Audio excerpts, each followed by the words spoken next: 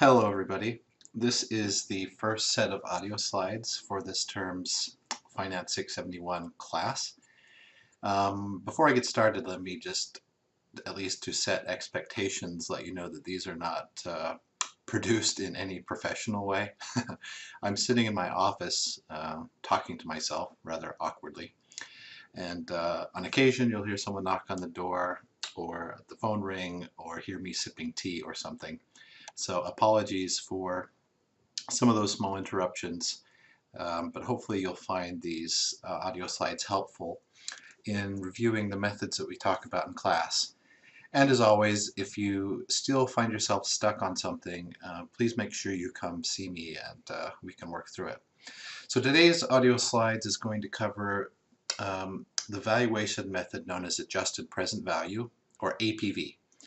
This is a method that we use as an alternative to weighted average cost of capital. And as you'll see, this method is actually a little bit better than weighted average cost of capital. Better and also a bit more informative. So before we dive into the mechanics of adjusted present value, I want to review again the relationship between leverage and beta.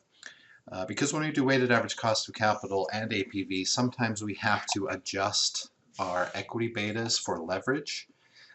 You'll see in APV what we need to do is find a beta for a firm as if it had no equity, or excuse me, as if it had no debt. So we're going to have to learn how to undo the effect of leverage on a beta. And you'll see also when we do estimate beta using comparables, we also need to adjust the comparables betas for leverage so that they're truly comparable.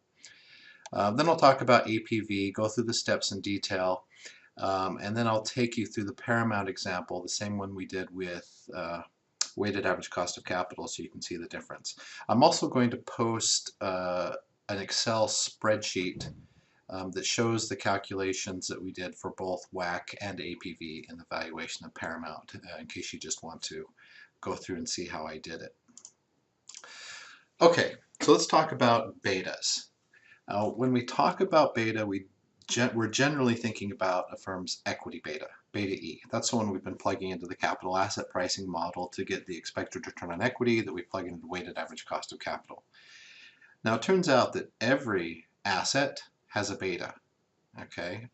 Whether it's equity or a preferred stock or an option or debt, or even a firm's assets themselves have their own risk. Typically we talk about equity betas because it's the one that's most straightforward to measure, okay? Now, when we're thinking about firm risk, we're typically thinking about the firm's asset risk, okay? How risky are the firm's assets, right? A technology company has some amount of risk, a manufacturing company has some amount of risk, and this just has to do about the risks of that particular business. Now, the risk of the equity is only the same as the risk of the assets if the firm is all equity financed. It turns out that if a firm uses any leverage whatsoever, the firm's equity is going to be more risky than the assets themselves. Okay, so to think about it is as you add leverage, the equity holders' payoff becomes more risky because they stand behind everyone else, including the debt. So if the firm gets in trouble, debt holders are going to be paid first. So the equity holders find themselves in what is called a levered position. That's what why we call it leverage. Okay. So why is this important? Well, the method we're going to learn today, the adjusted present value method, you're going to see what we're doing is we're basically going to value the firm as if it had no debt financing at all. Of course it does, but this is just going to be an important first step. So the APV method requires us to have a measure of asset risk. So we're going to need a beta that reflects the risk of the assets. And this beta is either called the asset beta or the unlevered beta. It's the same thing. And the discount rate we're going to use in APV is the unlevered cost of capital. We're going to denote that by R with a U subscript. And we can't measure it directly because a firm's assets are not trading in public markets. So what we're going to do is back into it by first taking the firm's equity beta and undoing the effect of leverage on the equity beta to find out, conceptually at least, what the firm's asset beta would look like in the absence of debt. Even when we do weighted average cost of capital, we need to use these formulas to go back and forth between asset beta and equity beta, because you can't really average two betas if the two firms have different leverage ratios, right? Because equity beta has two pieces to it, has asset risk, but also the financial risk. And in order to make betas comparable, we need to undo that effect of leverage. Then we can average asset betas, and then we can go back and see what our equity beta would be given the firm's current leverage. So we'll see some examples of this in class and also on a homework assignment that I'm going to give next week. So you'll have a lot of practice on this if it doesn't make a lot of sense at the moment. The Iridium case that you're doing over the weekend does not require you to go through this step because it actually, surprisingly, gives you the firm's asset beta, so you can use that directly. So the homework next week will make us go through these calculations so we become familiar with it. So this graph here just shows you what the relationship between leverage and equity beta is. So here what I've done is I plotted the equity beta for a firm that has an asset beta of 1. So you can see here where leverage is 0, the equity beta is 1. That's also the same as the asset beta. Then as you start to add leverage, you can see that the equity beta is increasing actually fairly rapidly, okay? So the asset risk is still the same, right? The assets are just the assets, but the equity claim on those assets becomes risky as you add more debt. And the formulas we're going to learn basically shows us how to, take a equity beta that might be right here, and from that figure out what the asset beta must be. So if you don't remember how beta works or what it's actually measuring, remember it's a key measure of risk for us, and it's a very important type of risk. It's not a measure of like total risk that a firm faces. A firm's equity beta is a measure of how a firm's equity returns covary with returns on the entire market. So it's more a measure of correlation or covariance than it is total variance, if you remember your statistics. So if you have a firm that has a beta of 1, that means that on average, that firm's equity returns are going to change 1-to-1 with market returns. If you have an equity beta greater than 1, then that firm's equity returns are going to change more than the market does. So if the market goes up by 10%, you can expect your firm to go up by more than 10%. And likewise, on the downside, if the market goes down, your firm's returns will, on average, drop by more than the market does. And of course, if a beta is less than 1, then but still positive, then your firm's returns will covary with the market, but not 1-to-1. And if you have a negative beta, your firm's returns will actually move in the opposite directions as the market returns. Okay? So let me just give you an example of how leverage works in the context of a very simple example, and that is leveraging the purchase of an apartment. Okay, so we're going to look at the returns to buying an apartment under two scenarios: one in which we use all equity financing, and one in which we use some debt. Okay, so let's assume we can buy an apartment in Portland for $500,000. And let's first look at the case here where you don't use any debt at all. All right, so you just put $500,000 of your own cash down, and you buy the apartment. You own all the equity. It's 100% equity financed, or the debt to value ratio is 0. And then let's see what happens if the price of the apartment changes by upwards or downwards by 10%. Well, if the price goes up by 10%, the new house price is $550,000, right? Your return on equity is 10%, right? You initially bought it for $500,000. Now you have something worth $550,000. $50,000 increase reflects a 10% increase in the total equity. Your return is 10%. Likewise, if the house price falls to $450,000, you lose $450,000 of equity, or excuse me, you lose $50,000 of equity. That represents a 10% decline. So you see in this case with no debt, your return on the house varies 1-to-1 with changes in the underlying market. So this would be like a beta of 1, basically. Now let's think about the case, and this is more realistic. When you buy that apartment, you do so by borrowing. So suppose you borrow the typical 80% and you put down 20%. So you own 100% equity in this $500,000 apartment, right? This is your down payment that now represents your equity at the current price. You've borrowed $400,000 to finance. Now let's see what happens to your equity investment as prices fluctuate. So if the price change is 10% in the positive direction, the house is worth $550,000. You've gained $50,000 in equity compared to an initial equity investment of $100,000. That's a 50% increase. Likewise, if the price drops, you lose $50,000 in equity. That represents half of the initial equity. You lose 50%. So having leverage amplifies the effect of house price changes on your equity return. All right. So in this case, your exposure to market risk is actually 5 times higher when you have a leverage ratio of 80%. So your equity beta in this case would be 5 times larger than it was in the case with no debt. Okay, so that's basically just how debt affects equity risk and how it affects the measurement of your beta. Okay, so the formula we're going to use to find out what a firm's asset or unlevered beta would be is going to be this first one, okay, this one right here. And what it basically says is that a firm's asset beta is simply the weighted average of the individual betas on the claims on those firms' assets. All right, so if this firm has debt and equity, then its asset beta is simply a weighted average of the equity beta and debt beta, okay, and where they're weighted by the leverage weight here.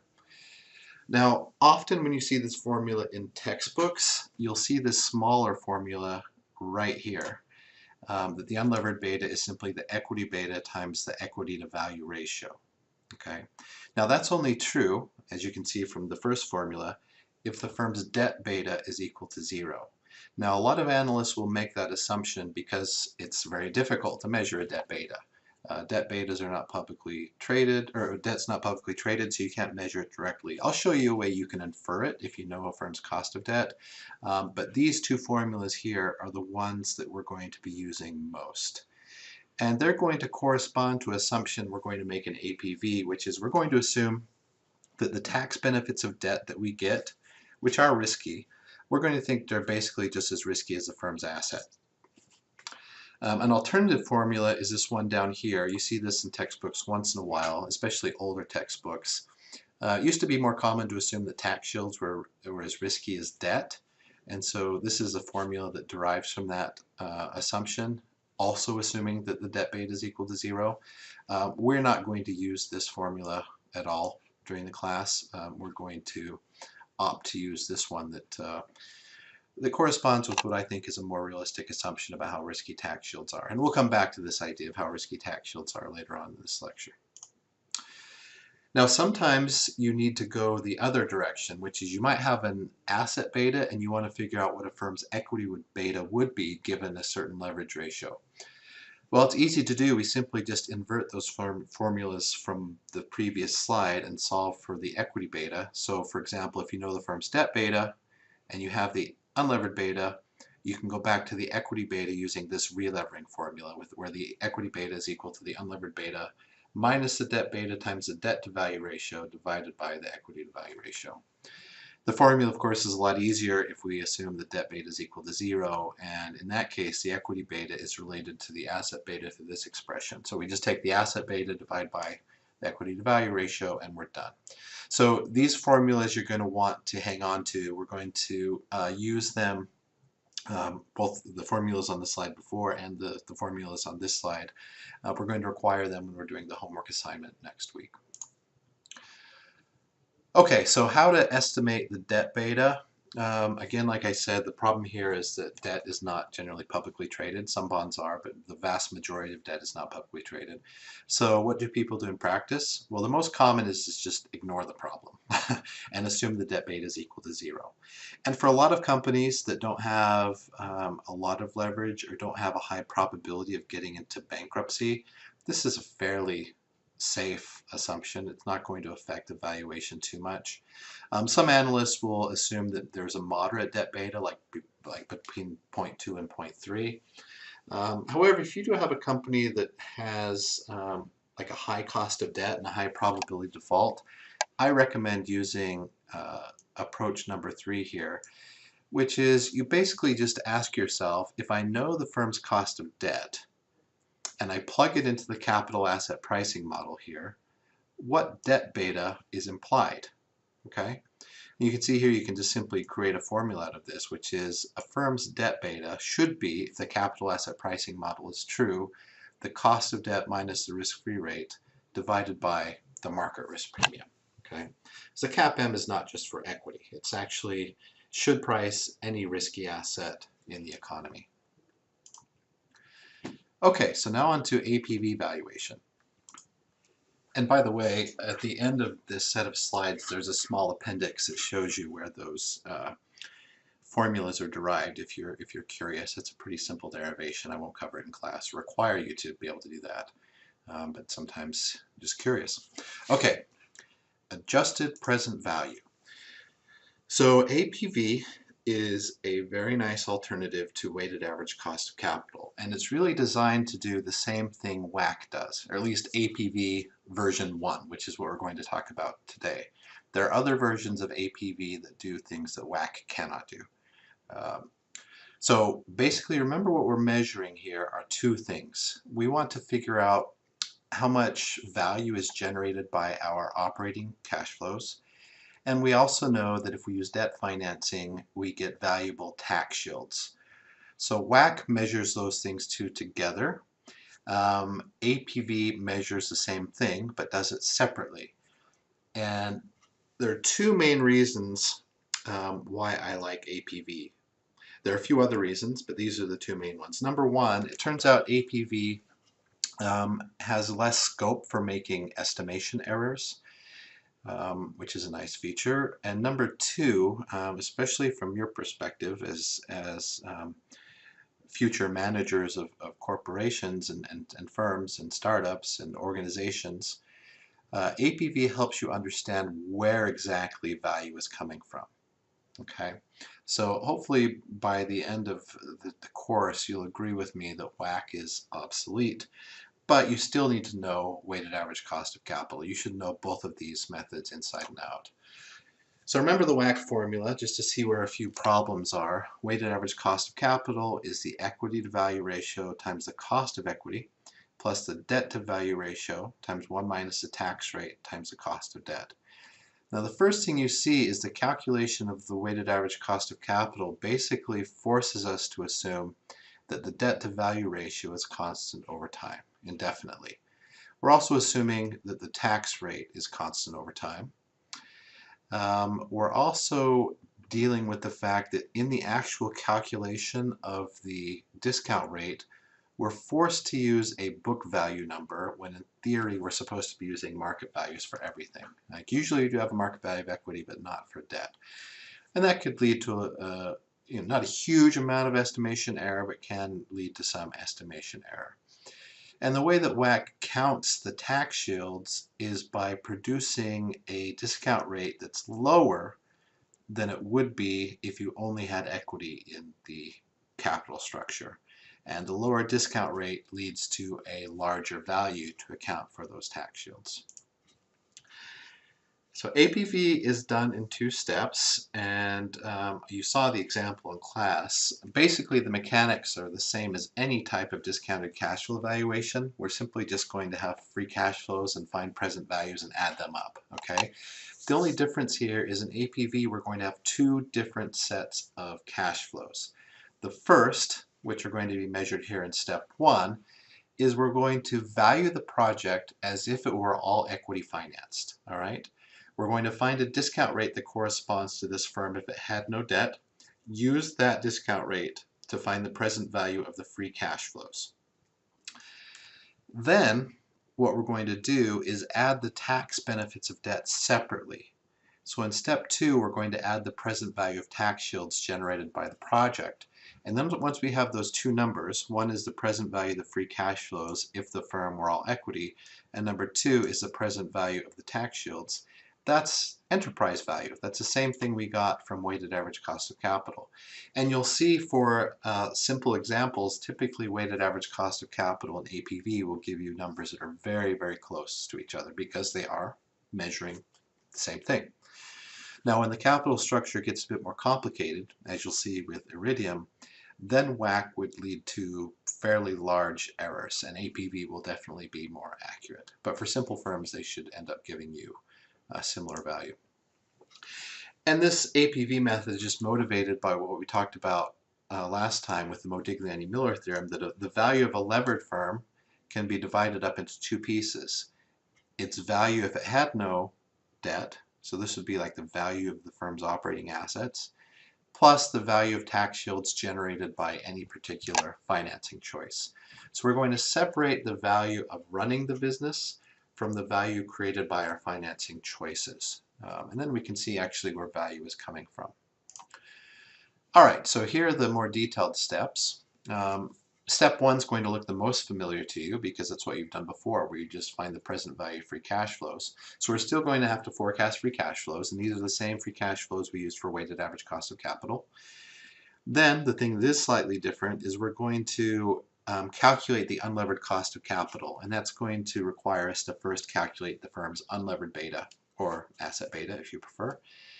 But then we use that to calculate the present value of all the free cash flows, including a terminal value based on the free cash flows. Then the second step, this is going to be the newest part, we need to forecast what our tax shields are going to be every year. And this turns out to be a fairly straightforward thing to do. And then we're going to treat those tax shields as cash flows. We're going to discount them at the appropriate rate. We're also going to do a terminal value for those tax shields and find the present value of that. And then we just add up the numbers we get from step one and step two to get the enterprise value. So just let me quickly skim through these steps in detail. I'll quickly go through the ones that you're already familiar with, and I'll take some time on those that are new. So step 1.1, we need to come up with free cash flow forecasts. Nothing different here. We want the same free cash flows that we used in weighted average cost of capital. So that step is the same as in other methods. Step 1.2, here we need to find the unlevered beta and use that to calculate the discount rate. So again, conceptually, what you want to do is think about the discount rate that would prevail if the firm didn't have any debt. Of course, you are valuing a firm that has debt. The problem is the equity beta that you measure for this firm is not the asset beta. So what you're going to do is take that equity beta, use the appropriate unlevering formula to find out what beta U is, the unlevered beta, and then we simply plug that unlevered beta into the capital asset pricing model to get our unlevered cost of capital. So just here in formulas, if you have the firm's equity beta, then you plug it into this formula to solve for the unlevered beta.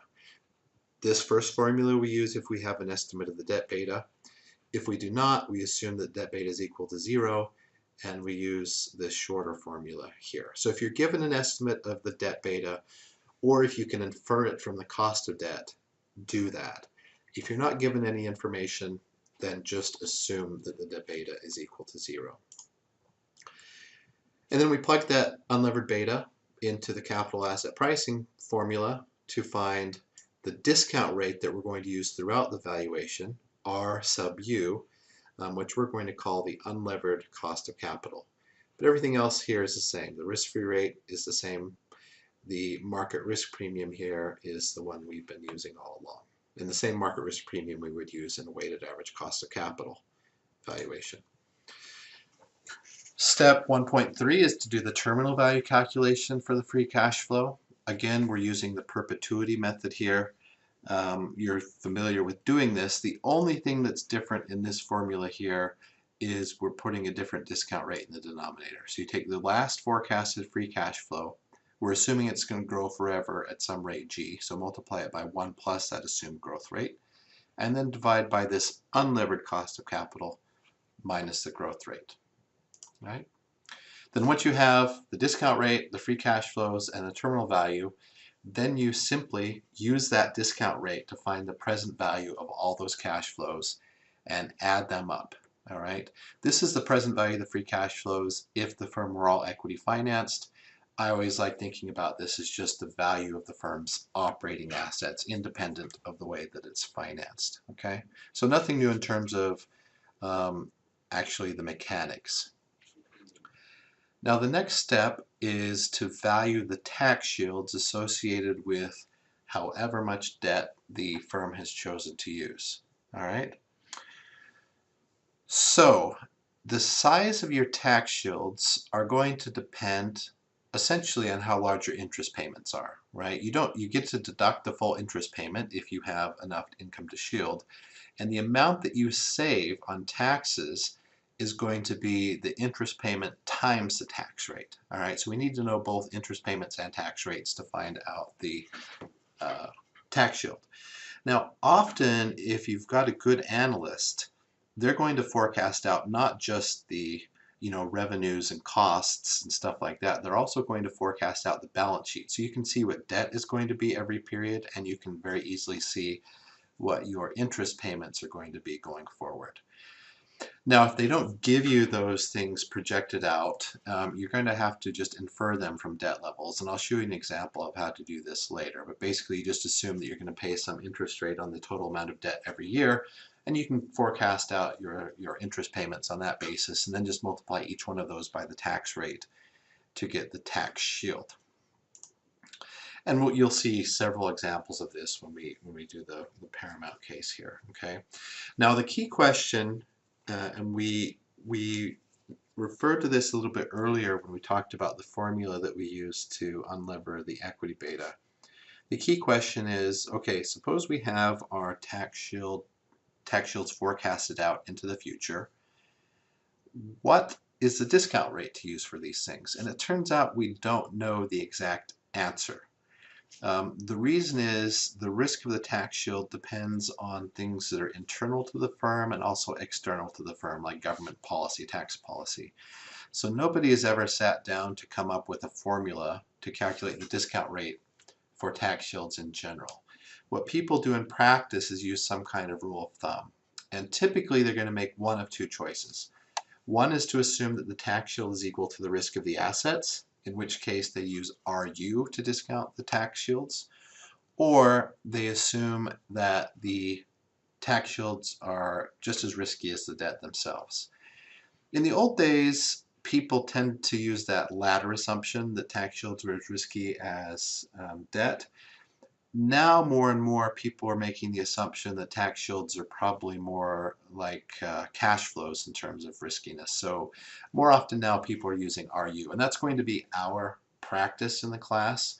We're going to assume that the tax shields are as risky as the firm's assets, and we're going to discount the tax shields using the unlevered cost of capital. Now where these rule of thumbs come from, all right, these are ideas, these aren't theories, okay? So the first one, the assumption that tax shields are as risky as assets, comes from the fact that most firms tend to have a constant debt-to-value ratio, or something close to a constant debt-to-value ratio. So this is like the WACC assumption, and this of course changes over time, which is difficult for WACC. But what this means is, if a firm wants to maintain a constant debt-to-value ratio, say 30% debt-to-value, if firm value goes up, in order to maintain that ratio at 30%, they're going to have to take on more debt. So their debt levels are going to increase with firm value. If, on the other hand, firm value drops and the firm wants to maintain that ratio of 30%, it's going to have to reduce debt. So you can see there that when a firm follows this kind of capital structure policy, your debt levels are moving just in step with firm value. So there, the tax shields are going to be high when firm value is high, low when firm value is low. So it's reasonable to assume that tax shields are basically as risky as the assets themselves. And we'll talk more about capital structure later. Right now we're just thinking about capital structure as debt over value. We're of course going to come back to this question of, how do firms decide what is the right debt to value constant in the first place. For now, we're just going to take it as given and value it. And later on in the course, we're going to talk about how managers may think about coming up with the right debt to value ratio. That second rule of thumb, that the tax shields are as risky as the debt, comes from this scenario where debt is predetermined and fixed. So debt levels are constant. So no matter what happens to firm value, your debt levels stay the same, your tax shields are the same every year, and therefore your ability to enjoy that tax shield is roughly the same as your ability to pay the debt in the first place. So perhaps the tax shields are as risky as the debt, and in that case, RD, the cost of debt, would be the appropriate discount rate. Okay. But again, we're going to stick with rule of thumb number 1 here. Next thing, terminal value. So just as we expect a firm to generate cash flows indefinitely, we are also going to assume the firm's going to use debt financing indefinitely, and therefore beyond our forecast horizon there are going to be other tax shields that we need to account for, and we're going to do so through a terminal value calculation. And the way we're going to do that is the same way we've been calculating terminal values with the free cash flows, and that is using this formula here. All right, let's first start here at the end. Basically what you're going to do is you're going to take the last forecasted tax shield and assume it's going to grow at some rate G forever. They'll grow at the same rate as the cash flows, and then divide by RU minus G. So this is the same formula before, but instead of free cash flow here, we have tax shield, your last forecasted tax shield. That's what this capital T in the subscript means. It's a tax shield in that last forecasted period. This formula to the left here, which looks a little bit weird, tau times D times RD, just reminds you what a tax shield is. Tau is the tax rate, D is the debt level, RD is the cost of debt. So D is the total amount of debt you have outstanding. Your interest payment in that terminal period will be the amount of debt you have times the cost of debt, and then your tax shield will be the interest payment times the tax rate. All right, so these three numbers multiplied together is the tax shield in that period. Now in the old days, when we assumed that the tax shields were as risky as the debt, you can see the terminal value calculation for the tax shield was actually really easy. You take that last forecasted tax shield, which is assumed to be constant forever because debt levels are not changing, and just divide by the cost of debt. This is the perpetuity formula for a cash flow that's not growing. And you see this cost of debt just cancels out here, and the terminal value or present value of tax shields is simply just the tax rate times the amount of debt outstanding. Unfortunately, we're not going to use this formula. We're going to use this one that's a bit more realistic, more in line with how firms actually manage their capital structure. All right, and then we're done. We simply find the present value of each tax shield, add them up. That gives us the total present value of the tax shields. That completes step 2. And then we simply add the present value of the operating cash flows to the present value of the tax shields, and that gives us enterprise value, and we're done. Okay, now once you have enterprise value, if you want to estimate equity value, we need to make some adjustments, okay? So think about a firm that has no debt or no cash. Then the value of the equity is exactly the same as the value of the assets. But firms with more realistic capital structures you have to make adjustments to arrive at equity, right? Because you have a lot of different people, a lot of different claimants on those total cash flows, and we just want to isolate how much of this enterprise value is actually owned by the equity holders. And there are 2 broad adjustments we need to make. One is we're going to need to add any non-operating assets that are not included in our earnings forecasts. The biggest one is going to be cash and short-term investments. Then we need to subtract off non-equity claims. So any claim against the enterprise value that's not included in earnings. All right, so these will be like the debt, the bank loans, the bonds, operating leases, anything that looks like debt, of course. If a firm has issued preferred stock, we subtract that off because that's not going to equity either. And there are other types of hybrid securities like preferred stock. So you're going to see in the Iridium case and I'll give some hints to help you go through this, but you'll see some realistic adjustments you have to make to go from enterprise value to value per share. But the biggest non-equity claim is usually debt, and the largest non-operating asset is usually cash. Okay, so now let's go again through the valuation of Paramount, this time using adjusted present value. So as you recall, this is a real acquisition of Paramount by Viacom back in the 1990s, a long time ago. I think actually now Viacom's trying to sell Paramount. Anyway, that's not related to what we're doing here. What we're doing is we're basically advising Viacom on how much they should be willing to pay per share for Paramount. And this requires us to do two calculations. The value of Paramount to Viacom is going to be made up of a few pieces. Primarily what they're getting, of course, is Paramount as a standalone entity. They're going to own that. So we're going to estimate that part first. And the second part is what is the incremental cash flow generated by combining Viacom and Paramount? Or in other words, what's the value of synergies created through this acquisition? We did this with weighted average cost of capital. Now we're going to do it with APV. And here I'm just reminding you on this slide what the free cash flow forecasts looked like, starting from EBITDA all the way down to free cash flow. Looks very normal. Again, remember in 1995 they had this relatively large asset sale that we're adding to the free cash flow.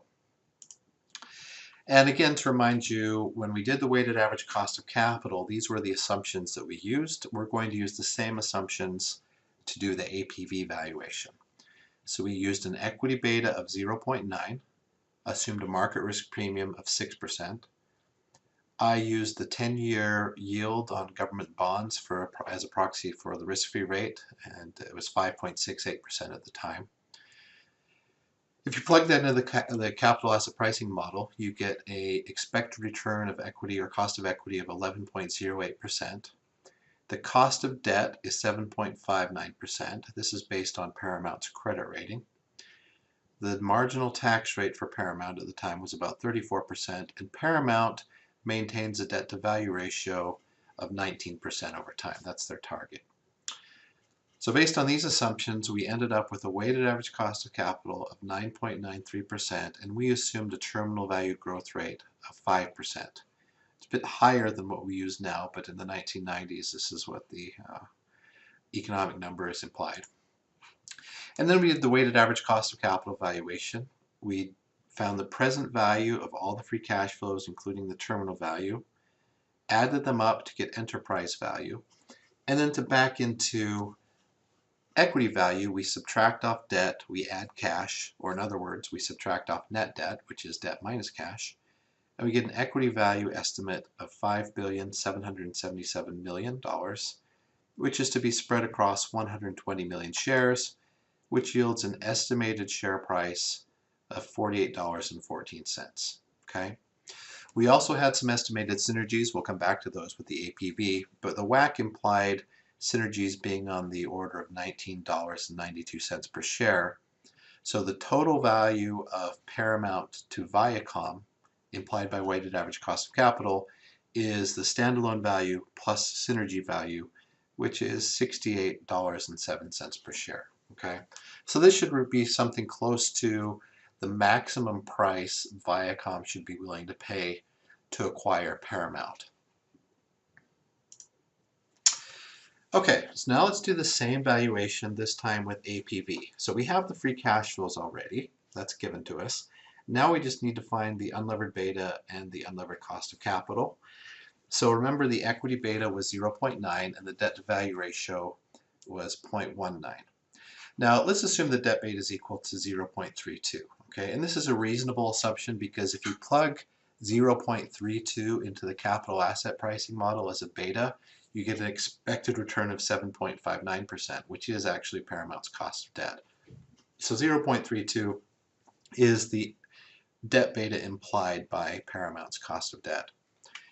Then we take the unlevering formula that we saw before. We say the unlevered beta is equal to the debt beta times the debt to value ratio plus the equity beta times the equity to value ratio. We plug in the numbers that we have from above, and what we see is if Paramount had no debt, its beta would be 0.79. So this is the unlevered beta, or Paramount's asset beta. Then we simply plug that unlevered beta into the capital asset pricing model with the same assumptions we were using before, and we get an unlevered cost of capital of 10.42%. Okay, so this is the discount rate we're going to use for the free cash flows and the tax shields. So remember this 10.42%. Now, one thing we just kind of glossed over with the weighted average cost of capital calculation were the balance sheet forecasts. We saw this last time, but we didn't use them in weighted average cost of capital. For APV, we need them. So you see that Paramount has forecasted out how much long-term debt they're going to have year to year, and you see it's generally increasing over time, and how much short-term debt they're going to have. So we know their total debt. We also know how much they projected out how much cash they're going to have and short-term investments. Okay, so whenever we do APV, we want to calculate our interest payments on a net basis. Right? We're going to have some investments that are going to earn interest, and that interest we're going to have to pay tax on. We're going to pay interest on our debt, and those are interest payments we can deduct from our taxes. So to get our net tax shield, we need to find the net interest payment. So Iridium, for example, does this for you, but basically what you see here is they've calculated what their forecasted interest on debt is and their interest income. So the net interest paid, and this is what's going to be able to shield their income, is net interest. So 101 in 1994, growing up to 143.1 in 1998. Now these aren't our tax shields, these are just the net interest payments. To get the tax shield, we then take the tax rate, which is 34%, and multiply it by each of these net interest payments, and we get this bottom line here. These are our tax shield forecasts. So pretty straightforward in this case, as long as someone has projected out interest payments for us, which is the case with Iridium. And here I do the APV valuation. I put in the free cash flow forecasts on this row and my tax shield forecasts on this row. And you see I have my free cash flows, I have a terminal value for the free cash flows, I have my tax shields, terminal value of tax shields, and then I just take the present value of everything. So for example, the present value of my operating cash flows, or present value of the free cash flows, is this number, which is $6,441,000,000. Then I add up the present value of my tax shields, and I get that the value of tax shields, the present value of tax shields, is about $729 million. Okay, so that's a pretty sizable value generated by this tax deduction. Then the enterprise value is simply the sum of these two, which is just over $7 billion. I subtract off net debt to arrive at equity, divide that by 120 million shares, and my APV estimated share price for Paramount on a standalone basis is $49.38. So very close to what we got from weighted average cost of capital. Now we do the synergies, same thing we did with WACC. We're treating these after-tax EBITDA numbers as free cash flows. That's all the information they gave us. So I've got these synergy forecasts. I've got a terminal value associated with those synergies as well. I'm going to discount those with the unlevered cost of capital, and I get that these are worth in total just over $2 billion, or approximately $18.07 per share. So the APV valuation gives me a value of Paramount to Viacom as the estimated standalone value plus the estimated value of the synergies, and that gives me $67.45 per share. All right, so very close to what we got from weighted average cost of capital, and that should make sense. This is a company that tends to keep its leverage ratio close to 19% anyway, so our differences are actually fairly small. Okay.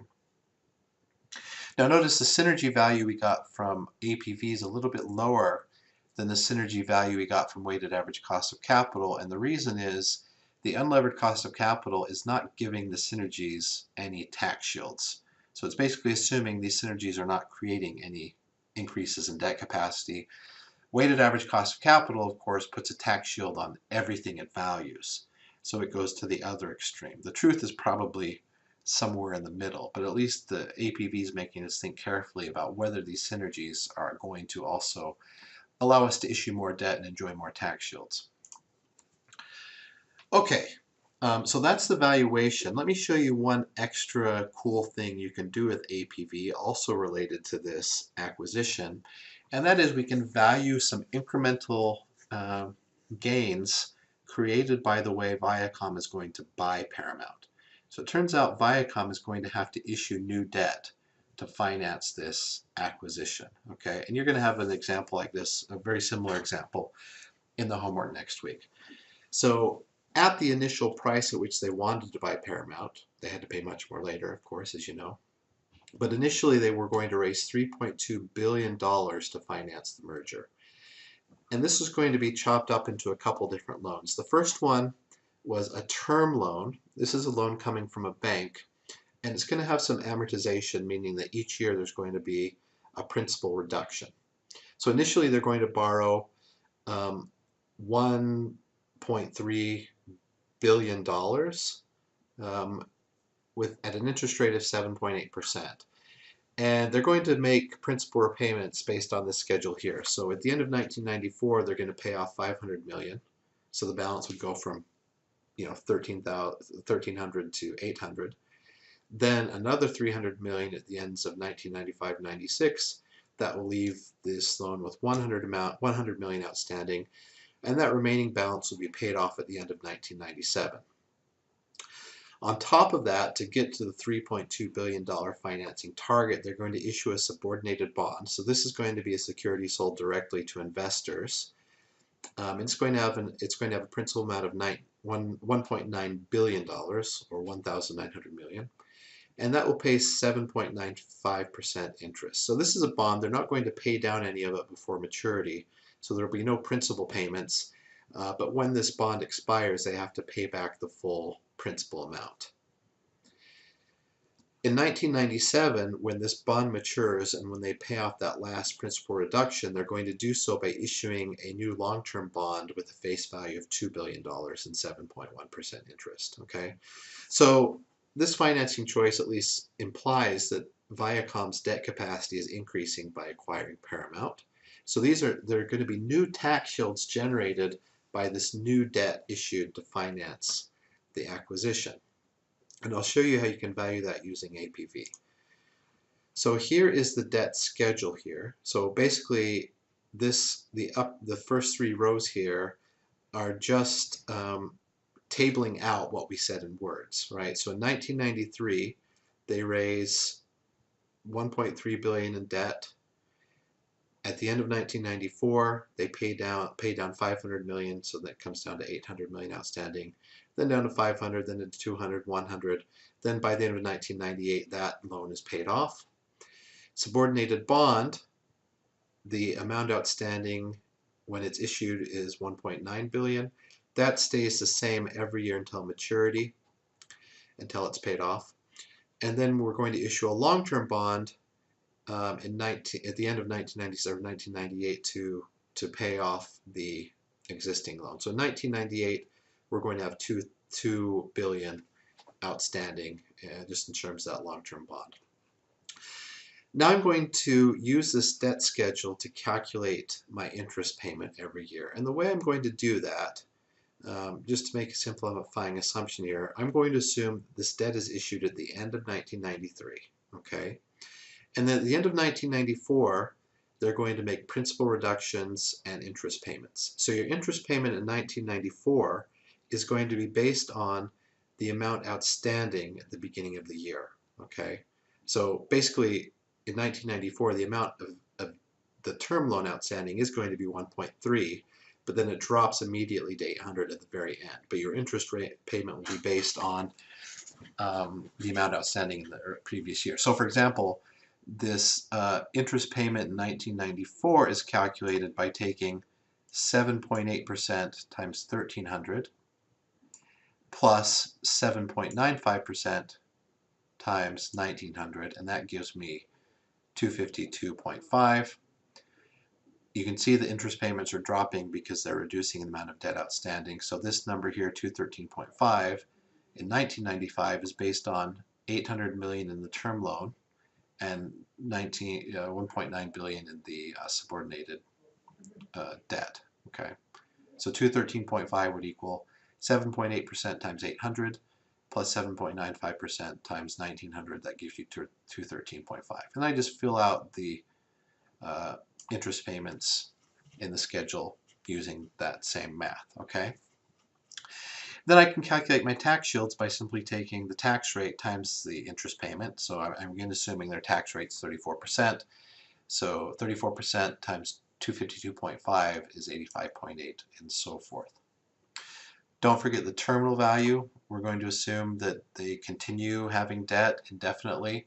So the way I calculate the terminal value here is I'm going to calculate my interest payment, I guess it would be the interest payment here, and assume that one's going to grow forever at a rate g. All right, so you need to figure out what the interest payment is. So it'd be 7.1% times 2,000. You'll see this in the spreadsheet when you open it up. Then I just put that number into the terminal value calculation, and I get 890.0. I find the present value of the new tax shields. They add up to about $800 million, and divided up across 120 million shares means that the ability to use debt financing to finance the acquisition of Paramount adds about $6.66 per share in value to the transaction. So keeping that in mind, it means that the total value of Paramount to Viacom is now in three pieces. It's the value of Paramount as a standalone firm. It's the value of synergies created by combining the two firms, plus the value of new tax shields generated because Viacom's using some debt financing to purchase Paramount in the first place. Okay? So that's APV, and that's what I call APV version 1. Later, I'm going to, later in the course, towards the end, I'm going to give you APV version 2, which is this right here. And this basically says the value of a levered firm is the value of the unlevered firm plus the value of its tax shields minus the present value of financial distress. This is going to give us a more accurate estimate of firm value because the WACC that we've been using so far and APV version 1 assume that there are no costs whatsoever to adding more debt to your capital structure, which is a pretty big assumption. For firms that don't have a high probability of distress, it's not a big deal, but for highly distressed companies, it can lead to a big valuation error.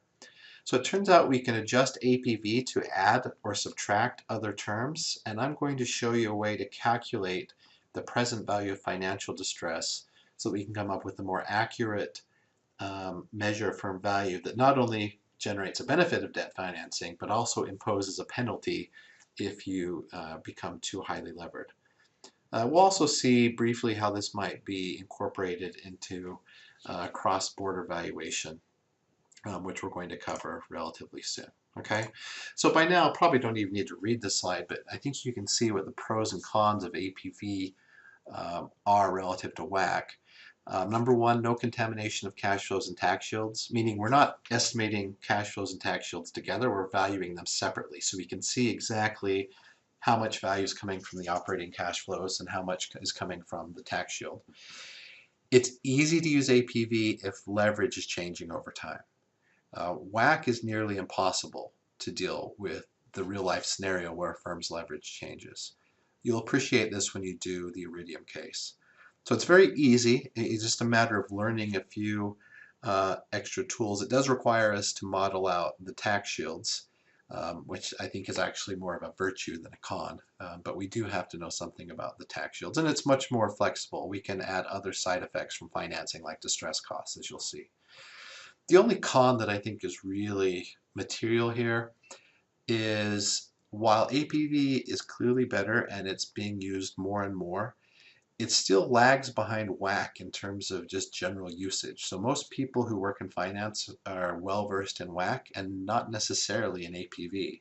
So it still helps to be able to speak the language of weighted average cost of capital. And that's why I say you should know both methods very well. Okay, so that's adjusted present value. Um, I'm going to now post the worksheet I used for these slides for the Paramount example. The numbers are basically the same. There might be a few, might be off by a few decimal places because of rounding error, but you'll see exactly how I did the calculation. Please don't mock my spreadsheet skills. You're much better at spreadsheets than I am. So it's not extremely well organized, but hopefully you'll be able to navigate yourself around. So good luck with the Iridium case, and please do stop by if you have any questions. Take care.